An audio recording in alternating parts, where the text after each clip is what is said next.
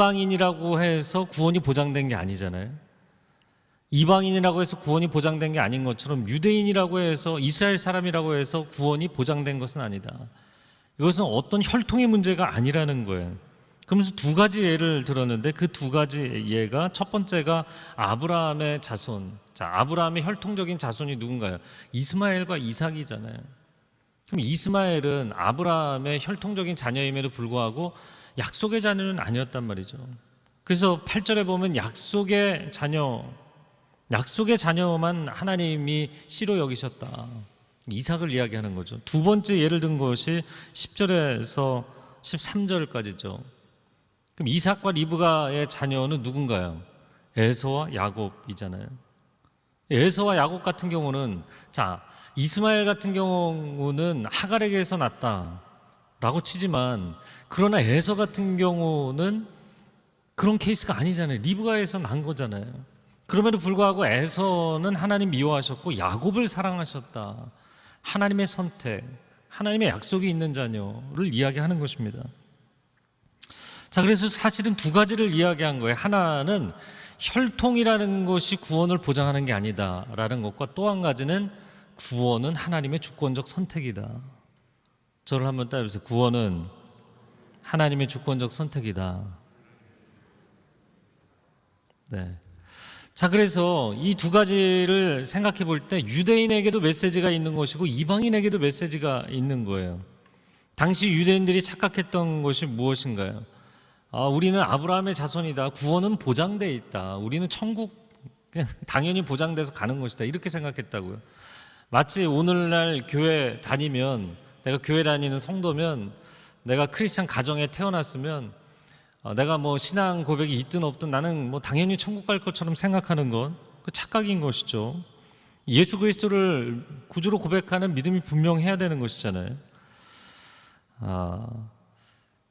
그 예수님도 요한복음 8장에 너희는 너희 아비에게서 나서 너희 아비를 따라한다 그랬더니 무슨 소리냐, 우리는 음란한 데서 나지 않았다. 우리 아버지는 유일한데 아브라함이다. 예수님이 얘기를 좀 돌려서 하시다가 못 알아들으니까 요한복음 8장 44절에 너희 아비는 마귀다 이렇게 말씀하시잖아요. 굉장히 강력하게 질책을 하셨었죠. 자, 바울도 마찬가지입니다. 너희가 유대인이라고 해서 다 구원받는 것 아니다. 이게 로마서 2장 3장 계속 이야기한 것이거든요. 그 혈통으로, 행위로 구원받는 건 아니다. 유대인들의 율법으로도, 유대인이라는 혈통으로도 구원받는 건 아니다. 착각하지 마라. 근데 또 다른 메시지는 이방인을 향한 메시지예요. 왜냐면 이방인들도 지금 전세가 뒤집혔잖아요. 유대인들은 거의 예수 그리스도를 메시아로 인정하지 않고 이방인들만 복음을 받아들이는 상황이 되니까 지금 이 서신도 어디에 보내는 건가요? 이방인들의 심장과도 같은 로마 제국의 수도 로마에다 보내는 거잖아요. 그러니까 이 이방인들이 중심이 된 교회란 말이죠. 그러다 보니까 유대인들은 이제 구원이 없어. 이런 착각에 빠지는 거죠. 이방인들은. 저들은 이제 구원이 없어. 저들은 저주받은 거야.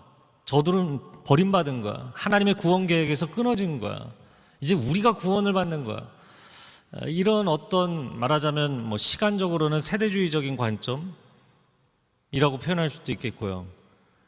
아니면 그 혈통이나 영역으로 딱 구분을 해서 단순 논리에 빠지는 것입니다. 자, 이게 이제 극단으로 달렸던 게 중세 유럽의 역사이죠. 이게 중세 유럽에서 십자군 운동이 일어났었잖아요. 근데 이 십자군 운동이 사실 11세기, 12세기, 13세기 굉장히 추악한 모습을 많이 갖고 있었어요. 뭐 여러 가지 죄를 많이 졌지만 그 중에 한 가지가 유태인들을 학살한 것입니다. 예수님을 십자가에 못 박은 자들, 그래서 유태인들을 학살했어요. 그들을 긍휼히 여기고 복음을 전하고 변화시킬 대상으로 생각하지 않고 그들을 학살할 대상으로 여겼다고요. 그러니까 홀로코스트가 어디서 나왔는가? 사실은 중세 유럽의 유태인 학살에서 비롯된 거예요. 거기서 시작된 것입니다. 이게 이제 극단으로 간 게 나치 독일의 유태인 대학살이었던 것이죠. 자, 결론적으로 정리를 하면, 여러분, 구원의 문제는 물론 우리가 어떻게 반응하느냐도 굉장히 중요하지만 이것은 전적인 하나님의 은혜입니다. 그리고 전적인 하나님의 주권적 섭리라고요. 그러니까 우리는 구원받았다, 저들은 버림받았다, 이런 단순 논리에 빠져서 안심하고 교만하고 정죄하고 그래서는 안 되는 것이죠.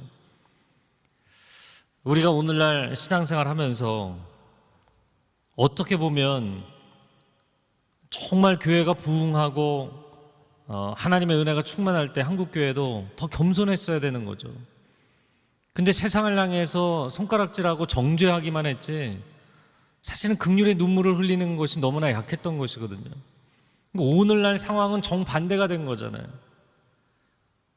정말 사도 바울이 가졌던 이 로마서 9장 3절의 말씀처럼 이런 심정을 갖는 것, 주님의 심정을 갖는 것, 그들을 향해서 긍휼히 여기며 눈물을 흘리며 기도하고 선교하고 전도하는 것, 그 방향으로 가지 않고 단순 논리에 빠졌던 거죠.